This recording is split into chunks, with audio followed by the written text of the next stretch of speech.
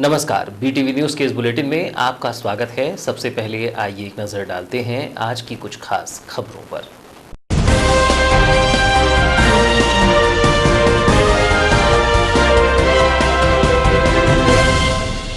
जिले में तेजी से पैर पसार रहा है कोरोना संक्रमण। बीते 4 दिनों में मिले हैं 23 कोरोना पॉजिटिव मरीज। 23 जुलाई को फिर मिले हैं 12 कोरोना पॉजिटिव मरीज। बालाघाट नगर के स्नेह नगर का एक मरीज निकला पॉजिटिव।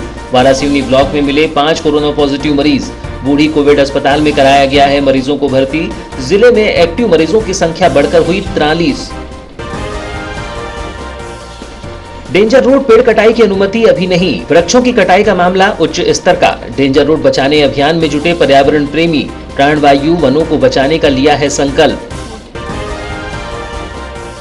मूर्तिकारों और बैंड बाजा वालों पर मंडरा रहा है आर्थिक संकट। प्रदेश में बड़ी मूर्तियों के बनाने पर लगाई गई रोक। मूर्तिकारों के सामने खड़ी हुई बड़ी समस्या। बड़ी मूर्तियों के सहारे वर्ष भर करते थे जीवन यापन। शादियां तो हुई लेकिन गायब रहा बैंड बाजा और डीजे। आर्थिक समस्याओं से जूझ रहे हैं छोटे व्यापारी।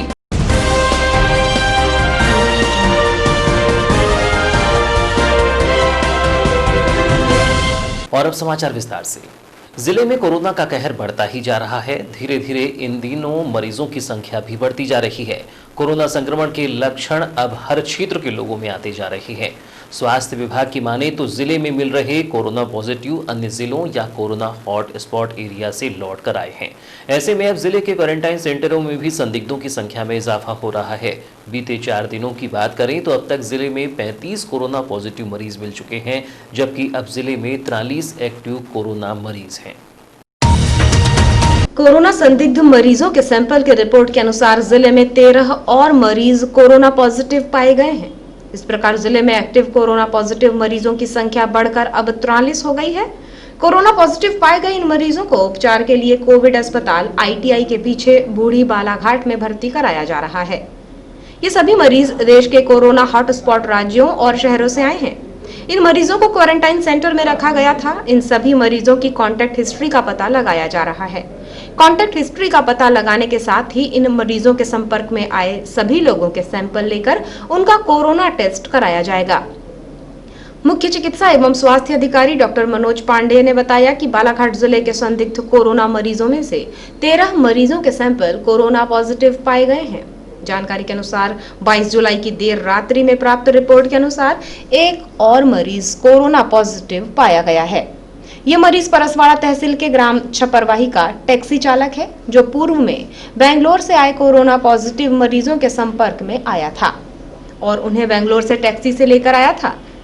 ग्राम छपरवाही के इस मरीज को सैंपल लेने के साथ ही क्वारंटाइन सेंटर में रखा गया था। वहीं 23 जुलाई को जिन मरीजों की रिपोर्ट कोरोना पॉजिटिव पाई गई है, उनमें से एक मरीज लांजी तहसील के ग्राम कोचेवाही, एक मरीज वारासिवनी तहसील के ग्राम बंगेझरी, एक मरीज ग्राम नया टोला के, 2 मरीज ग्राम साउंगी के, एक मरीज ग्राम बरबसपुर, एक मरीज बिरसा तहसील के ग्राम बंजारी टोला, एक मरीज ग्राम दमोह, एक मरीज किरनापुर का, एक मरीज बालाघाट तहसील के ग्राम भरवेली का, एक मरीज ग्राम हरदोली हट्टा और एक मरीज नगरीय क्षेत्र बालाघाट के स्नेह नगर का है। ये सभी मरीज हैदराबाद, पुणे, नागपुर, गुजरात और देश के अन्य कोरोना हॉटस्पॉट शहरों से आए हुए हैं। इन सभी मरीजों को क्वारंटाइन सेंटर में रखा गया था। इस प्रकार जिले में उपचार के लिए भर्ती कोरोना पॉजिटिव मरीजों की संख्या बढ़कर 43 हो गई है। बालाघाट जिले में अब तक कुल 97 मरीज कोरोना पॉजिटिव पाए जा चुके हैं। इसमें से 54 मरीज ठीक होकर अपने घर जा चुके हैं और 43 मरीजों का उपचार किया जा रहा है। इधर वारासिवनी तहसीलदार राजेंद्र टेकाम ने जानकारी देते हुए बताया कि आज वारासिवनी क्षेत्र के 5 संदिग्ध पॉजिटिव पाए गए हैं। उन्होंने बताया कि इनमें से पूना से 3, गुजरात, वापी से 1 और नागपुर से 1 व्यक्ति आया हुआ है। 4 पुरुष और 1 महिला का उपचार वारासिवनी के क्वारंटाइन सेंटर और अस्पताल में चल रहा था। पॉजिटिव रिपोर्ट आने के बाद सभी मरीजों को बालाघाट मुख्यालय के कोविड उपचार सेंटर वारासिवनी से भेजा जा रहा है। 5 रोगियों में नया टोला, मंगेझरी, वारासिवनी, साउंगी के नाम शामिल हैं। 21 जुलाई को भेजी गई 13 रिपोर्ट में से 5 संक्रमित मिले हैं। 22 जुलाई को भेजी गई 7 सैंपल रिपोर्ट्स अभी आना बाकी है। हमने जो सैंपल भेजे हुए थे, 21 सैंपल भेजे हुए थे, तो उसमें से 5 लोग जो है पॉजिटिव पाए गए हैं। 5 लोग जो पॉजिटिव पाए गए हैं उनकी कॉन्टैक्ट हिस्ट्री भी निकाली गई। तो इतना अच्छा हुआ है कि ये लोग जो है किसी कांटेक्ट में नहीं आए हैं, सीधे वो क्वारंटाइन सेंटर आ गए हैं। अब यहाँ से इन लोगों को जो है इनकी तैयारी करवा दिया है, अब इनको बालाघाट भिजवाया जा रहा है। ये जो सर बाहर से आए हुए हैं, कहाँ से आए हैं, कुछ जानकारी है सर? ये पुणे से भी आए हैं, मुंबई से भी आए हैं, 3-4 जन स्थानों के लोग हैं जो आए हैं, अलग अलग स्थानों। गुजरात से भी हैं सर बताएं? गुजरात से भी आए हुए हैं। और ये आसपास के गांव से हैं सर, ये कि प्रॉपर वाराणसी से ही हैं? नहीं, आसपास के गांव से भी हैं और वाराणसी के भी हैं। वाराणसी के भी हैं। क्या प्रिकॉशन लिया जा रहा है सर? ये जैसे 5 लोग जो अभी पॉजिटिव पाए हैं, तो वाराणसी क्षेत्र के लिए कोई प्रिकॉशन जारी हुए हैं क्या? नहीं, ऐसा तो कुछ नहीं है, सब बाहर से आए हुए लोग हैं, यहाँ पर ऐसा कुछ है नहीं है अभी। कम्युनिटी स्प्रेड नहीं हो रहा है सर इनसे? यहाँ ज़्यादा कुछ खतरे की बात नहीं है यहाँ, इसलिए कि जो सब बाहर से लोग आए हैं और उनको कोरोना वायरस संक्रमण को रोकने के लिए प्रदेश सरकार के निर्देश पर बालाघाट जिले में भी मास्क न पहनने वाले व्यक्तियों के लिए रोको टोको कार्यक्रम चलाया जा रहा है। इसी कड़ी में कलेक्टर दीपक आर्य के मार्गदर्शन में निगरानी दलों द्वारा नगरीय क्षेत्र बालाघाट में मास्क नहीं पहनने वालों एवं सोशल डिस्टेंसिंग का पालन नहीं करने वालों से 20,200 रुपये का जुर्माना वसूल किया गया है, जबकि कार्यवाही के दौरान 2 दुकानें भी सील की गई हैं।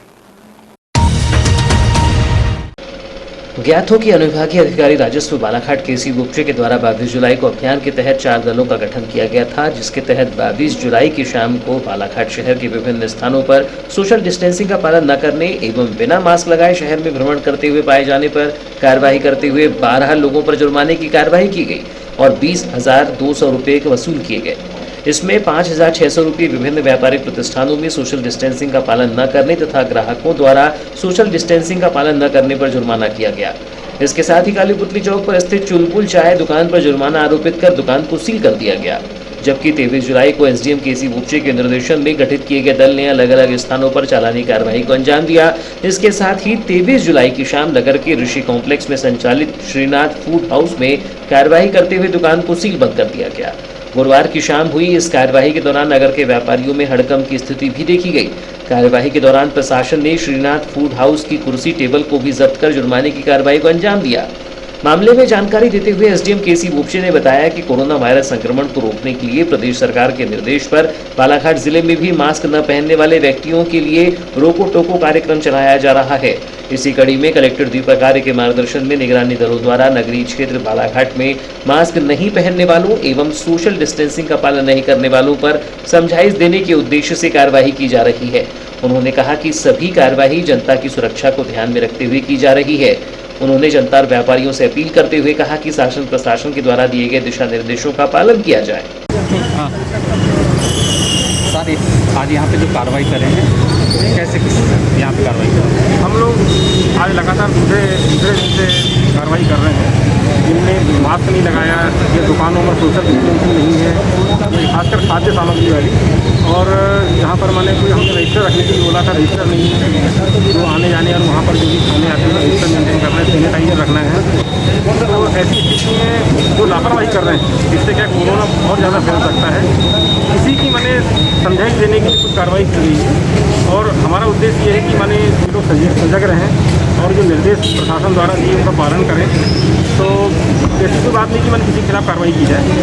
और ऐसे ही आप जैसे देख रहे हैं कि बिना मास्क के लगा आदमी लोग घूम रहे हैं, तो ये थोड़ी खतरनाक बीमारी है और इससे पूरी जनता की सुरक्षा की कार्रवाई।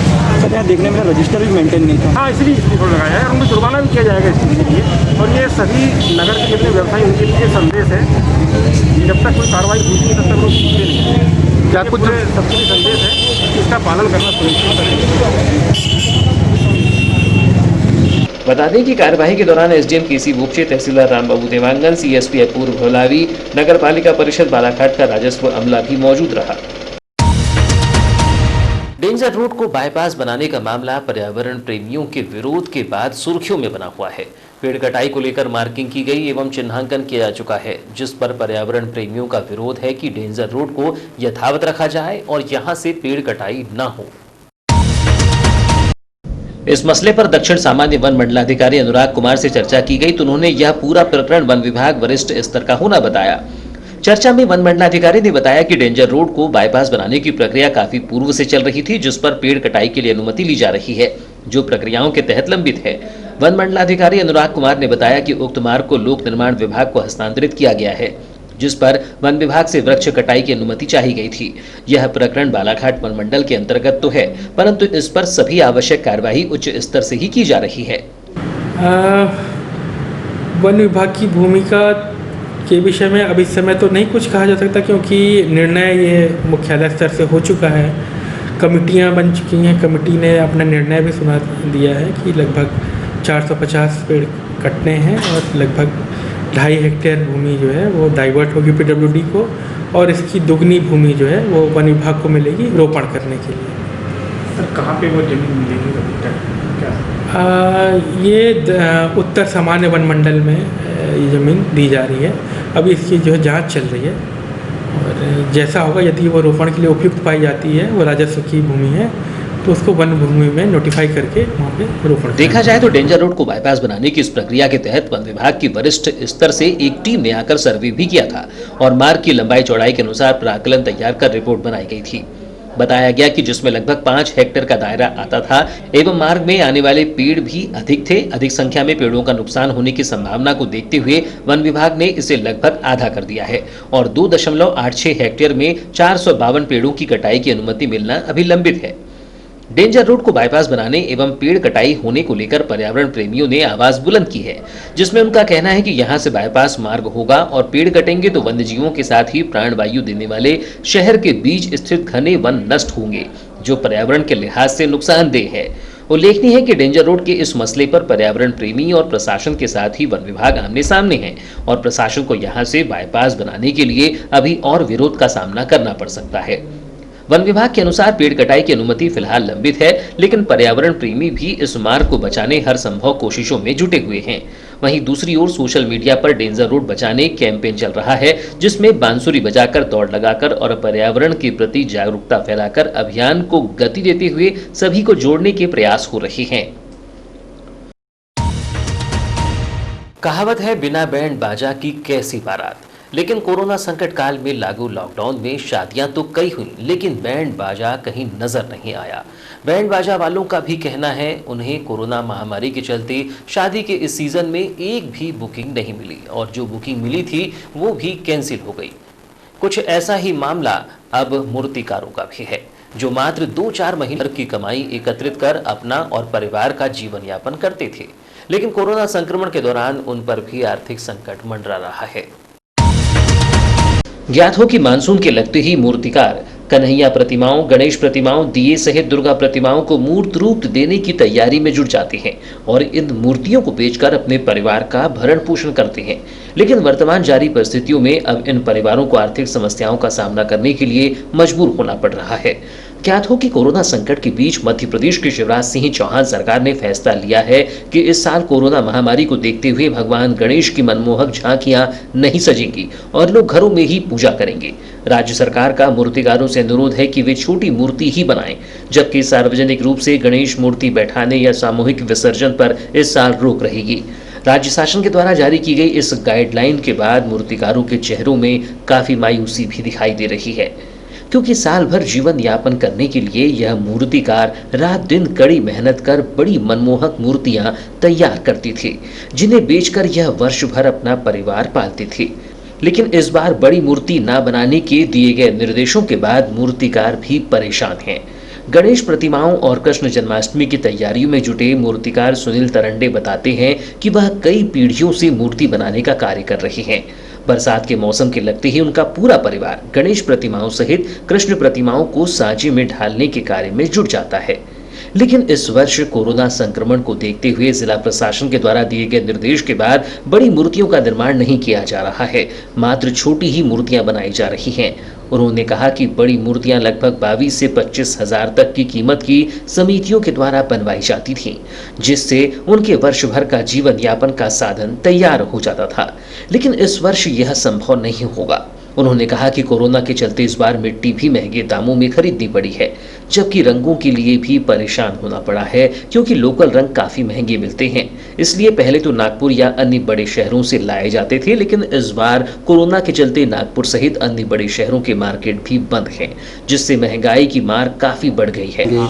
आने वाले समय में बहुत बड़े त्योहार हैं अभी, जैसे मूर्ति का तो अभी एक कलेक्टर साहब का आदेश है कि छोटी मूर्ति ही बनाना है, तो बड़ी मूर्ति तो बैठा ले रहे नहीं है, क्योंकि कलेक्टर साहब का आदेश है कि बड़े पंडाल लगेंगे नहीं, तो बस यही छोटी मूर्तियों का कार्य करता चलेगा।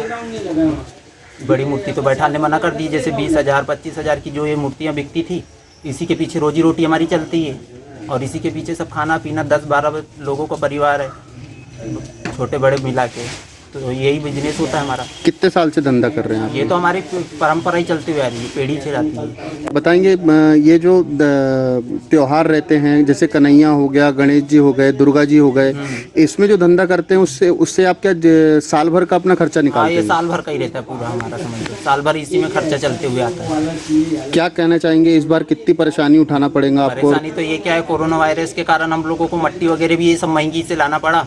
अभी अब कलर की समस्या आ गई है, कलरों के लिए भी अब कलेक्टर साहब से आदेश लेंगे कि पहले कलर यहाँ से ला लेते थे लोकल से, तो अब नागपुर महाराष्ट्र जाने के लिए, तो महाराष्ट्र तो बंद है वैसे, अब तो वही समझ नहीं आ रहा है कि कैसे जा रहे हैं। ऐसा ही कुछ आलम बैंड बाजा एवं डीजे संचालकों का भी है। बता दें कि इस वर्ष कोरोना काल में शादियां तो हुई, लेकिन शादियों की रौनक से बैंड बाजार, डीजे धुमाल आदि नदारद रहा। प्रशासन के नियमों का सभी ने पालन किया और अपने व्यापार भी बंद रखे, लेकिन अब इन व्यापारियों पर भी संकट के बादल गहराने लगे हैं। मामले में साउंड एसोसिएशन के अध्यक्ष तरुण नकपुरे ने बताया कि कोरोना संक्रमण काल में हम सभी सरकार के द्वारा बनाए गए नियमों के साथ खड़े हैं और इसका पालन भी कर रहे हैं। इसके साउंड बैंड सहित अन्य व्यापारियों का काफी नुकसान भी हो रहा है, क्योंकि यह एक सीजनेबल काम है। 3-4 महीने ही कार्य करते हैं और जो आवक होती है उससे ही अपने परिवार और कर्मचारियों की रोजी रोटी चलती है। सरकार के साथ हम कोविड से लड़ने के लिए हमारा पूरा संगठन तो खड़ा है, लेकिन दुख वहां होता है जब किसी राजनीतिक कार्यक्रमों में सरकार के नियम मात्र एक दिखावा ही साबित होते हैं। उन्होंने कहा कि बीते दिनों पूरे प्रदेश में देखा गया कि नई सरकार के विधायकों का जगह जगह स्वागत सत्कार किया गया, जहां कोविड के नियमों का कोई पालन नहीं हुआ। फिर प्रशासन क्यों कार्रवाई नहीं करता? उन्होंने मांग करते हुए कहा कि अगर नियम बनाए जाते हैं तो सभी को एक ही नियमों से आंका जाए। कोरोना के लिए उसके साथ तो हम खड़े हुए हैं और हम इसका पालन भी कर रहे हैं, और इससे टेंट व्यवसाय है, साउंड व्यवसाय है, मूर्तिकार है, इनका बहुत भारी नुकसान हो रहा है, क्योंकि ये सब सीजनेबल काम है। सीजनेबल काम में ये होता है कि 3-4 महीने काम करते हैं और जो आवक होता है इससे, तो उसी से उनका परिवार का रोजी रोटी चलती है। तो सरकार के साथ कोविड से लड़ने के लिए हम लोगों का पूरा संगठन तो खड़ा है, पर एक और ये सब चीज़ पे प्रश्न चिन्ह वहाँ लग जाता है कि जब राजनीतिक पार्टियों के जो प्रोग्राम होते हैं, चाहे वो प्रदेश में कहीं भी हो, अभी देखे होंगे आपने सरकारों का नया नया गठन हुआ, मंत्री पद बटे, तो पूरे प्रदेश भर में हम लोगों ने ये देखा कि सभी जगह भव्य स्वागत किया गया विधायकों का, मंत्रियों का। तो उस टाइम ये सरकार के खिलाफ प्रशासन क्यों कुछ नहीं बोल पाता? तो हमारा निवेदन यही है प्रशासन से और सरकार से कि नियम सबके लिए बराबर हो, क्योंकि कहीं ना कहीं हम लोग भी काम करेंगे, जब भी हम लोग की रोजी रोटी भी चल पाएंगी और धंधा भी चल पाएगा। तो सभी लोगों को एक ही नियम से आका जाए, बस यही चाहते हैं हम लोग। सर्व स्वर्णकार समाज जिला बालाघाट द्वारा ग्राम मनेरी जिला मंडला में 15 जुलाई को घटित जघन्य हत्याकांड की जांच व पीड़ित परिवार को आर्थिक सहायता देने की मांग को लेकर पुलिस महानिरीक्षक को ज्ञापन सौंपा गया। इस संबंध में स्वर्णकार समाज अध्यक्ष अजय कुमार सोनी ने बताया कि ग्राम मनेरी में 15 जुलाई को रज्जन सोनी सहित उनके परिवार के 6 सदस्यों की एक के बाद एक नृशंस हत्या कर दी गई, जिसमें 2 मासूम बच्चे भी शामिल थे। उक्त घटना काफी निंदनीय है, जिसकी समस्त सोनी समाज घोर निंदा करता है। उन्होंने कहा कि समय रहते इस मामले में पुलिस की सहायता समय पर मिल जाती तो 2 से 3 हत्याएं होने से रोकी जा सकती थीं। इस मामले की शीघ्र उच्च स्तरीय जांच कर जो भी दोषी पाया जाता है उसके खिलाफ कड़ी कार्रवाई की जाए और पीड़ित परिवार को शासन प्रशासन से आर्थिक सहायता भी प्रदान की जाए। इस दौरान स्वर्णकार समाज के पीयूष चिले, सोमनाथ सोनी, मनीष सोनी, रोमेश, अविरल सोनी, कैलाश सोनी, अरविंद सोनी, सुरेश कुर्वे, लोकमन गुड्डू कौशल, प्रदीप सोनी, सजल मस्की सहित अन्य मौजूद रहे। पुलिस अधीक्षक अभिषेक तिवारी द्वारा हाल ही में किए गए थाना प्रभारियों के स्थानांतरण में जिले के तिरोड़ी थाने में पदस्थ मंशाराम रोमड़े ने कोतवाली बालाघाट थाने का पदभार गुरुवार को संभाल लिया। कानून व्यवस्थाओं के तहत प्राथमिकता गिनाते हुए उन्होंने आदतन बदमाश एवं गुंडा प्रवृत्ति के लोगों पर लगाम कसने की बातें कही। साथ ही उन्होंने ऑनलाइन धोखाधड़ी एवं जालसाजी के मामलों पर भी गंभीरता से कार्य करने की मंशा जताई। वर्ष 2007 बैच के मंशाराम रोमड़े ने बालाघाट जिले में वर्ष 2019 में लालबर्रा थाना प्रभारी के पद पर कमान संभाली थी। इसके बाद मई 2020 में उनका स्थानांतरण तिरोड़ी थाने में हो गया और वहां से अब 23 जुलाई को उन्हें बालाघाट थाना कोतवाली में जिम्मेदारी सौंपी गई है। गुरुवार को उन्होंने कोतवाली थाने का प्रभार ग्रहण किया। इसके पूर्व वे खरगोन और उज्जैन में भी अपनी सेवाएं दे चुके हैं। कोतवाली थाना प्रभारी का पदभार ग्रहण करने के बाद उन्होंने चर्चा में वरिष्ठ अधिकारियों के मार्गदर्शन में कानून व्यवस्था बनाए रखने निष्ठा से कार्य करने की बात कही। उन्होंने बताया कि आदतन बदमाश एवं अपराधी जो अक्सर आम नागरिकों में भय का वातावरण बनाने का कार्य करते हैं, ऐसे बदमाशों से अब सख्ती से निपटा जाएगा। कोतवाली थाने के तहत ऐसे सभी बदमाशों की कुंडली तैयार की जाएगी जो कई तरह के अपराधों में लिप्त रहे हैं। रोमड़े ने बताया कि शहरवासियों के सहयोग से कानून व्यवस्था का पालन कराने बेहतर कार्य किया जाएगा। साथ ही उन्होंने कहा कि आज आधुनिक तकनीक के तहत हैकर्स एवं जालसाज सक्रिय हैं जो एटीएम मशीन तथा बैंक खातों से ऑनलाइन ट्रांजैक्शन के जरिए लोगों की मेहनत की गाढ़ी कमाई उड़ा लेते हैं। ऐसे मामलों पर भी नजर रखी जाएगी और प्रयास होगा कि ऐसे जालसाजों का पर्दाफाश किया जा सके।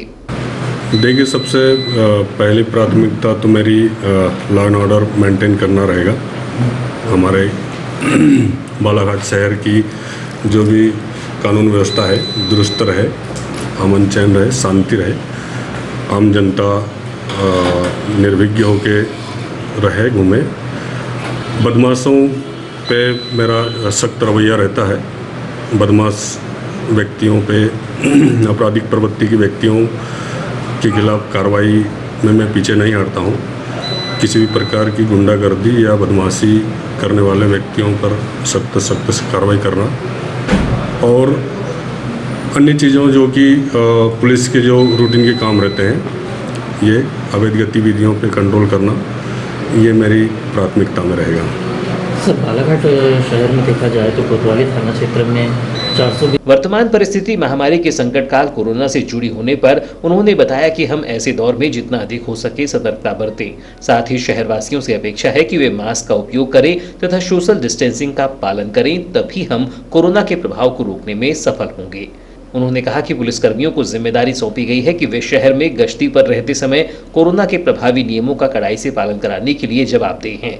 नवागत थाना प्रभारी मनशाराम रोमड़े के पदभार ग्रहण करने के दौरान टीआई विजय सिंह परस्ते भी मौजूद रहे, जिन्होंने कोतवाली पहुंचकर उनका पुष्पगुच्छ देकर अभिनंदन किया और पदभार सौंपा।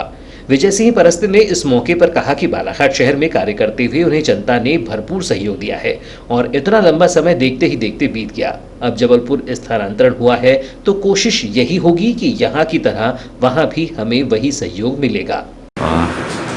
कर्मचारियों और आम जनता का पूरा सहयोग मिला।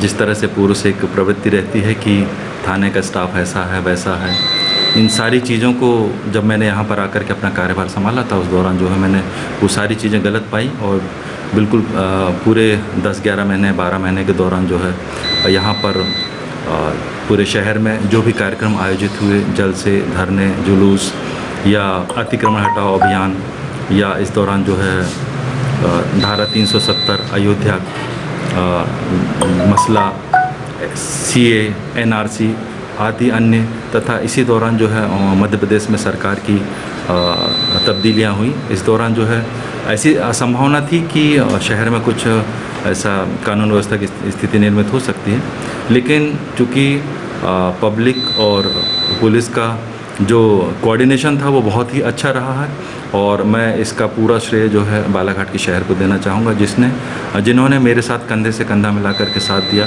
शहर के व्यापारियों का, जनप्रतिनिधियों का, पार्षदों का, पत्रकार बंधुओं का, महिलाओं का, पुरुषों का, बच्चों का, शहर के आउटर पार्ट से लेकर के इनर पार्ट तक जहाँ जहाँ मैं जा सका, मुझे यहाँ की पब्लिक का पूरा सहयोग मिला और यहाँ से आज मैं विदा होकर के जा रहा हूँ, इस बालाघाट शहर को छोड़ करके जबलपुर जा रहा हूँ। आप सब लोगों का आशीष इसी तरह से बना रहे और मैं अपने आगे कार्य क्षेत्र में जबलपुर में इसी तरह से कार्य। उल्लेखनीय है कि विजय सिंह परस्ते ने अपने शांत एवं हृदय स्पर्शी स्वभाव के साथ ही अपनी कार्यशैली के कम समय में ही शहरवासियों के दिल में जगह बना ली थी। एक कर्तव्यनिष्ठ अधिकारी होने के साथ ही वे सामाजिक कार्य और पीड़ितों की मदद के लिए भी आगे आते रहे हैं। लॉकडाउन अवधि में उनके कार्यों को खूब सराहा गया था, जब उन्होंने पैदल चलते मजदूरों को स्वयं के खर्चे पर उनके गांव जाने वाहन की व्यवस्था की थी। देश के महान क्रांतिकारी शहीद पंडित चंद्रशेखर आजाद का नाम आजादी के लिए लड़े गए स्वाधीनता संग्राम आंदोलन में अमर हो गया, जिनकी जयंती और बलिदान दिवस पर आज भी पूरा देश उन्हें सम्मान और आदर के साथ याद करते हुए उनकी देश सेवा के जज्बे और संपूर्ण समर्पित जीवन को नमन करता है। क्रांतिकारी शहीद पंडित चंद्रशेखर आजाद की जयंती पर सर्व ब्राह्मण समाज ने 23 जुलाई को नगर के हनुमान चौक स्थित शहीद चंद्रशेखर आजाद की आदमकद प्रतिमा पर माल्यार्पण कर उन्हें नमन किया। इस दौरान सर्व ब्राह्मण सचिव आदित्य पंडित ने कहा कि 23 जुलाई 1906 को मध्य प्रदेश के मौजूदा अलीराजपुर जिले के भाबरा गांव में चंद्रशेखर आजाद नगर में पंडित सीताराम तिवारी के घर आजाद का जन्म हुआ था। आजाद की मां जगरानी देवी उन्हें संस्कृत का विद्वान बनाना चाहती थी। इसी वजह से किशोरावस्था में पढ़ाई के लिए उन्हें काशी भेजा गया था। अंग्रेजों से आजादी की लड़ाई में अपना सर्वस्व न्यौछावर करने वाले भारत भूमि के महान सपूत पंडित चंद्रशेखर आजाद का काशी से अटूट नाता रहा है। किशोरावस्था में काशी में संस्कृत पढ़ने आए चंद्रशेखर तिवारी को उनकी बहादुरी और अदम्य साहस के कारण आजाद नाम ज्ञानवापी में हुई सभा में मिला था। सेंट्रल जेल में कोड़े मारे जाने की घटना के बाद आजाद पढ़ाई के दौरान ही काशी में क्रांतिकारियों के संपर्क में आ गए थे। 1922 में चौरी चौरा की घटना के बाद महात्मा गांधी ने असहयोग आंदोलन वापस ले लिया तो कांग्रेस से आजाद का मोह भंग हो गया था।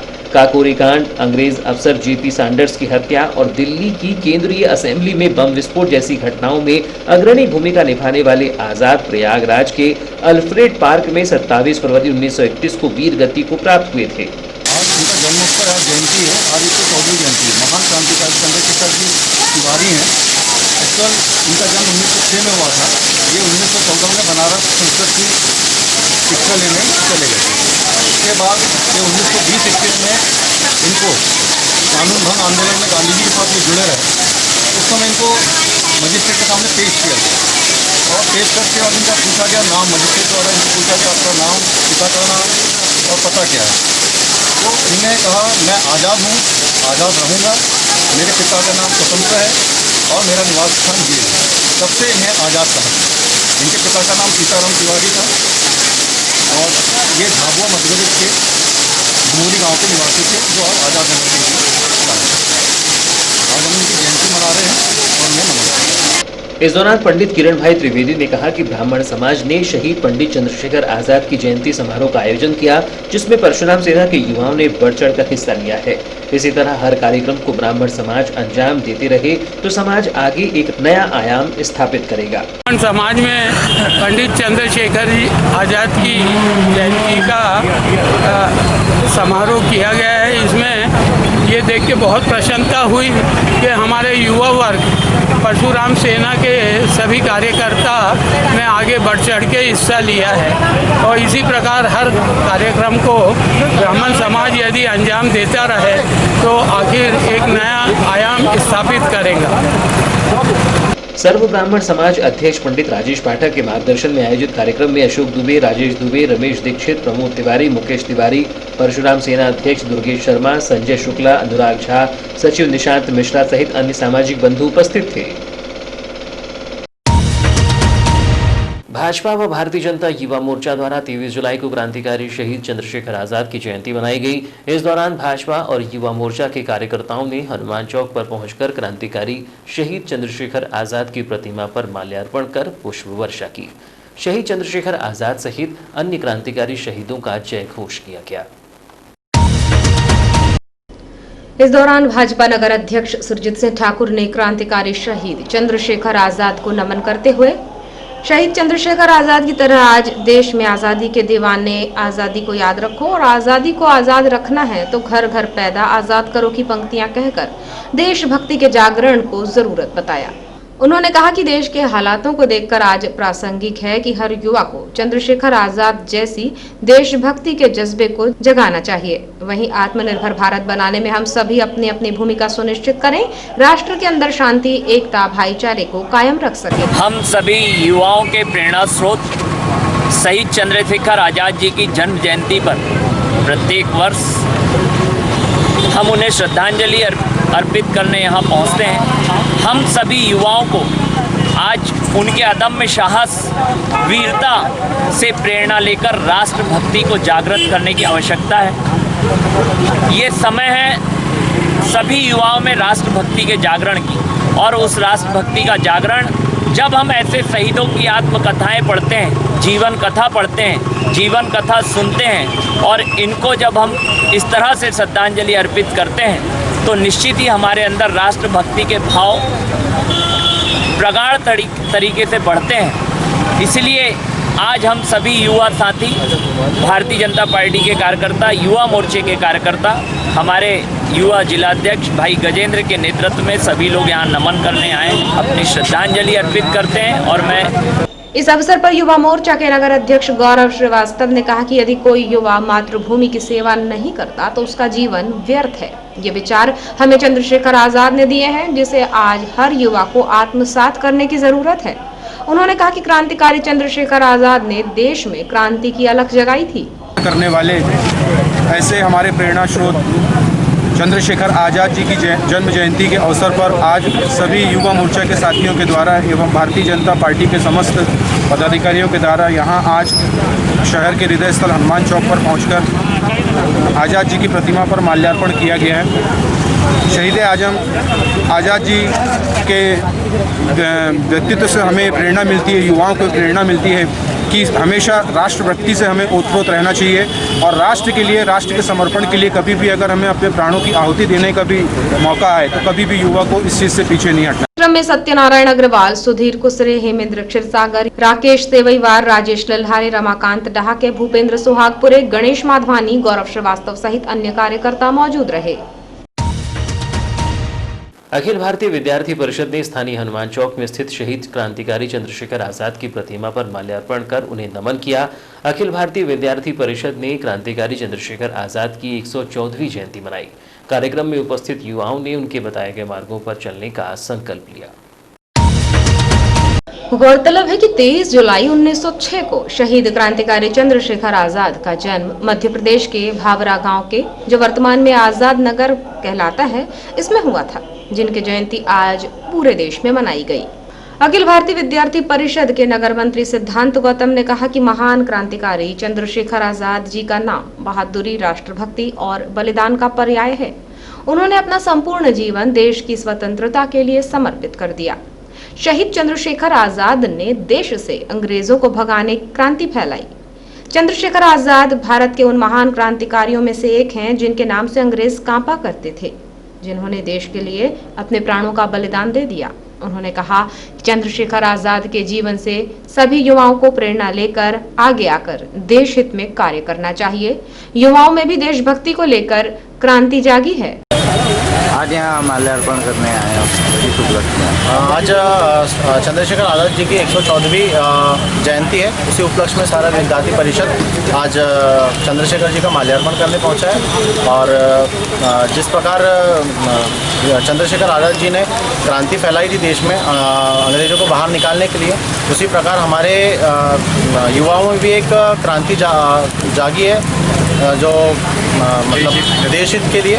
तो उसी मतलब क्रांति को जगाए रखने के लिए आज हम माल्यार्पण करने पहुंचे हैं। क्या संदेश देना चाहेंगे? संदेश ये देना चाहूँगा कि सभी युवाओं को आगे आके देश हित के लिए काम करना चाहिए, जिस प्रकार चंद्रशेखर आज़ाद जी ने किया। इस दौरान विश्व हिंदू परिषद सत्संग प्रमुख दुर्गेश शर्मा, परिषद जिला जनजाति प्रमुख दिव्यांश उइके, महाविद्यालय उपाध्यक्ष हर्षित रहंगडाले, नगर उपाध्यक्ष राहुल जैमी, सहमंत्री संदीप रहंगडाले, प्रखर मिश्रा, नगर SFS प्रमुख श्रीकेंद्र बाजन घाटे, NCC प्रमुख हिमांशु बिसेन, भावना नखाते, गुरप्रीत कौर, अंकित मुरकुटे, आदित्य कामड़े, शुभम चौधरी, निखिल रहंगडाले, राहुल कौशल, अंकित तिवारी, ऋषि असाटी सहित अन्य पदाधिकारी और कार्यकर्ता मौजूद थे।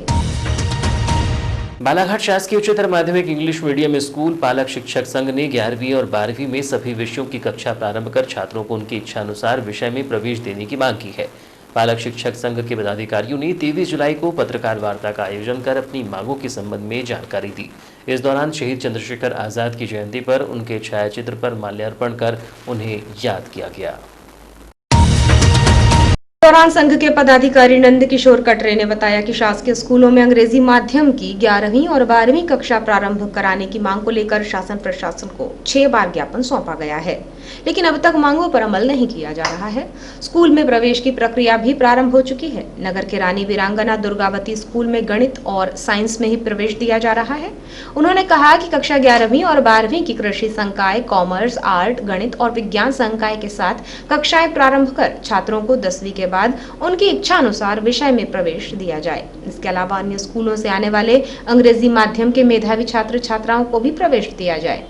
स्कूल के प्राचार्य द्वारा बाहर के स्कूल से आने वाले छात्रों को प्रवेश न देकर निजी स्कूल में प्रवेश लेने को कहा जा रहा है। कक्षाओं की व्यवस्था करने में असफल प्राचार्य को अन्यत्र स्थान पर स्थानांतरित किया जाए। सरकार की मंशानुरूप वर्तमान में अंग्रेजी माध्यम के शिक्षक नहीं होने से अतिथि शिक्षकों का चयन कर शिक्षा प्रदान की जाए। उन स्कूलों में कक्षा 11वीं से लेकर 12वीं तक की कोई स्कूल अभी तक खुली नहीं है और जिला मुख्यालय जैसे स्कूलों में कक्षाएं प्रारंभ नहीं की गई है। इसके लिए हमने एक पालक संघ ने निर्णय लिया कि हम इस क्रांति को आगे बढ़ाएं। पिछले बार 9वीं के लिए भी हमने काफ़ी संघर्ष किया, 9वीं 10वीं संघर्ष के बाद खुली और आज की जो तारीख है इस तारीख तक 11वीं 12वीं के लिए किसी प्रकार का सरकार द्वारा या यहाँ के जो जिम्मेदार व्यक्ति हैं शासन और प्रशासन के उन लोगों ने किसी भी प्रकार की अभी चिट्ठी पत्रिका या आदेश जारी नहीं किया है। हमने समय समय पर पालक संघ के द्वारा माननीय मुख्यमंत्री जी के नाम द्वारा माननीय कलेक्टर महोदय जी को ज्ञापन के रूप में एक नहीं अनेकों बार दिया है और मौखिक रूप से हमने स्कूलों के जो प्रभारी है प्रिंसिपल है उनसे भी कहा है कि आप 11वीं कक्षा संपूर्ण विषय के साथ खोलें, लेकिन आज तक इन लोगों ने कोई कार्य नहीं किया। सबसे बड़ी विडंबना ये है आज कि जो स्कूल दूर दराज से या ग्रामीण अंचल से जो मेधावी छात्र है आज जो छात्र आ रहे हैं तो उनको एडमिशन नहीं दे रहे हैं। लोग एडमिशन नहीं देने की वजह से वो लोग भ्रमित है और वो अन्यत्र स्कूलों में जाने के लिए उनको विवश किया जा रहा है कि आप प्राइवेट में जाइए, आप सरकारी स्कूल में क्या करेंगे, हमारे यहाँ सब्जेक्ट नहीं है, हमारे यहाँ टीचर नहीं है, ये सारी बातें करके उनको भ्रमित किया जा रहा है। पालक शिक्षक संघ के पदाधिकारियों ने कहा कि बार बार ज्ञापन देने के बाद भी प्रशासन इस ओर कोई ध्यान नहीं दे रहा है, जिससे मांग पूरी नहीं होने पर समस्त पालक बच्चों के साथ मिलकर 1 अगस्त से धरना आंदोलन जैसे सरकार की मंशा है कि हर किसी को शिक्षा हो, साक्षरता मिशन हो, जो चल रहे हैं तो साक्षरता के कारण, लेकिन ये कुछ लोग यहाँ बैठे हुए हैं, काफी दिनों से बैठे इन पदों पे। इन लोगों को अन्यत्र करने की जो मांग हमने बार बार जो शब्द आ रहा है कि अन्यत्र करो, क्योंकि ये लोग महीनों से नहीं, सालों से नहीं, कई दिनों से आधी अब इन लोगों ने यहाँ नौकरी खत्म कर दी है, बिता दी है, लेकिन शिक्षा के स्तर में कोई सुधार नहीं आया, क्लासेस कोई आगे नहीं बढ़ी है। तो इन ऐसे जो लोग हैं जो अराजकता लाते हैं, ऐसे लोगों को शीघ्रातिशीघ्र यहाँ से पदमुक्त करके या भार मुक्त करके इन्हें अन्यत्र भेजा जाए। इस दौरान पालक शिक्षक संघ पदाधिकारी अजमल खान, लक्ष्मण सिंह क्षत्रिय, यशवंत सिंह चौहान, ओम प्रकाश डल्हारे, अशफाक खान सहित अन्य मौजूद रहे। नगर पालिका प्रशासन की अनदेखी के चलते नगर की सड़कें गड्ढों में तब्दील हो गई हैं, जो लोगों के लिए मुसीबत का कारण बन रही है। सड़कों में गड्ढों से लोगों को आवागमन में काफी दिक्कतों का सामना करना पड़ रहा है। इस बारे में लोगों द्वारा कई बार शिकायत देने के बाद भी इस ओर कोई ध्यान नहीं दिया जा रहा है। गौरतलब हो कि नगर की प्रमुख सड़कों में अंबेडकर चौक से गोंदिया रोड, रेलवे स्टेशन मार्ग, संविधान चौक, मोतीनगर चौक से पॉलिटेक्निक चौक मार्ग, वजाकपुर घाट मार्ग में बड़े बड़े गड्ढे हो गए हैं। इस मार्ग में गड्ढों में वाहन जाने से दुर्घटना भी हो रही है। बारिश में इन गड्ढों में पानी भर जाने से वाहन चालकों को काफी दिक्कतों का सामना करना पड़ रहा है। खबर प्रकाशन के बाद भी प्रशासन नहीं जाग रहा है। गड्ढों के कारण कभी भी बड़ी दुर्घटना घटित हो सकती है। पॉलिटेक्निक चौक से जागपुर घाट मार्ग पर बने गड्ढों को लेकर स्थानीय जनों द्वारा विरोध प्रदर्शन भी किया गया था, लेकिन आज भी गड्ढों को समतल करने का कार्य नहीं किया गया, जिससे इस मार्ग से गुजरने पर दुर्घटना की संभावना बनी रहती है। यहाँ पर ये बहुत दिनों से ऐसी स्थिति बनी हुई है। यहाँ पर नगर पालिका बिल्कुल भी ध्यान नहीं दे रहा है। जबकि यहाँ चौक में पूरे गड्ढे बने हुए हैं, जैसे सरेखा बाईपास में बढ़िया सीमेंटीकरण किया गया है, वैसी मेरी अपील है नगर पालिका से कि यहाँ पर भी सीमेंटीकरण करके संविधान चौक एक बाईपास के रूप में, छोटे बाईपास के रूप में देखा जा रहा है, जिससे कि कम से कम सौंदर्यीकरण या फिर ये हो जाए जिससे दुर्घटना से राहत मिलेगी। और यह हाई मार्क्स जो यहाँ पर लगा हुआ है तो कई दिनों से बंद पड़ा हुआ है। मेरी भी 1-2 बार कंप्लेंट मैंने की थी, पर अभी तक मामले में नागरिक अमित हिरवाने ने कहा कि सड़कों पर जगह जगह गड्ढे हो गए हैं, लेकिन नगर पालिका द्वारा कोई ध्यान नहीं दिया जा रहा है। संविधान चौक भी काफी समय से बड़ा गड्ढा बन गया है, जिससे दुर्घटना होने की संभावना भी बनी रहती है। इसे छोटे बाईपास के रूप में भी देखा जा रहा है। सड़क पर बने गड्ढों की मरम्मत करने नगर पालिका को शिकायत देने के बाद भी ध्यान नहीं दिया जा रहा है। और अब अंत में चलते चलते आइए एक नजर डालते हैं आज की कुछ खास खबरों पर।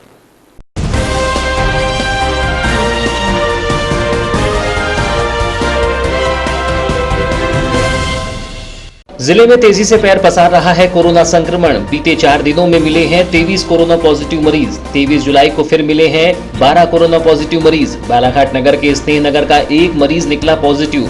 वारासिवनी ब्लॉक में मिले 5 कोरोना पॉजिटिव मरीज। बूढ़ी कोविड अस्पताल में कराया गया है मरीजों को भर्ती। जिले में एक्टिव मरीजों की संख्या बढ़कर हुई 43। डेंजर रोड पेड़ कटाई की अनुमति अभी नहीं। वृक्षों की कटाई का मामला उच्च स्तर का। डेंजर रोड बचाने अभियान में जुटे पर्यावरण प्रेमी। प्राणवायु वनों को बचाने का लिया है संकल्प।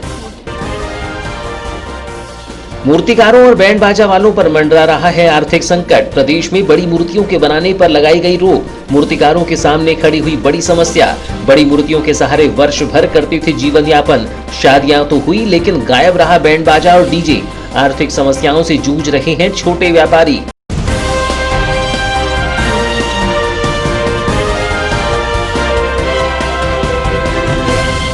तो ये थी अब तक की खबरें। नई खबरों के साथ एक बार फिर हम हाजिर होंगे। तब तक के लिए दीजिए इजाजत।